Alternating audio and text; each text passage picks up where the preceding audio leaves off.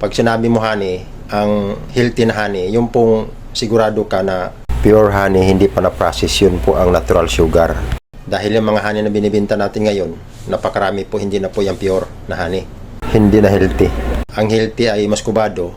Oo, healthy ang maskubado kung hindi pa na-process. Ang maskubado kasi galing po yan sa tubo yung sugar cane.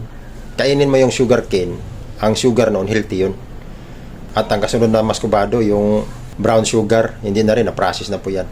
Lalo na po yung white sugar, hindi na po dapat natin gamitin yan. Kasi kung may sakit ka, lalo kang magkasakit. Kung wala kang sakit, yan, talagang magkakasakit ka.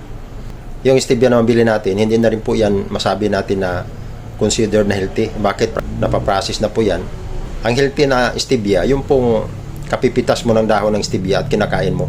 Ang sugar noon, tinatawag natural, considered siya na healthy. Sana nintindihan niyo kung ano yung healthy. Yung cocoa sugar, hindi na rin po yan na healthy dahil na-process na. Kaya, hinahinay tayo sa sugar. Palagi nating tandaan na lahat po ng sobra ay hindi magbubunga ng mabuti. Yan lang po, sana po nakatulong. Maraming salamat po sa Diyos.